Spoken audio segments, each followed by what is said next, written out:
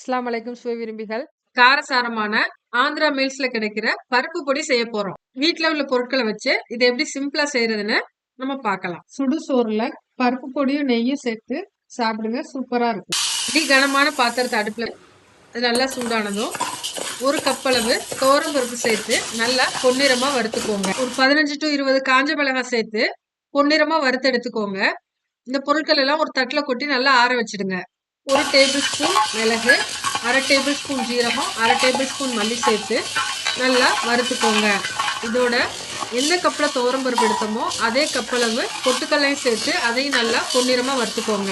ஒரு கைப்பிடி அளவு கருவேப்பிலை, 15 பல் பூண்டை தட்டி வச்சிருக்கேன், அதையும் சேர்த்து கொஞ்சமா பெருங்காயம், தேவையான அளவு உப்பு சேர்த்து எல்லாத்தையும் நல்லா வறுத்து எடுத்துக்கோங்க.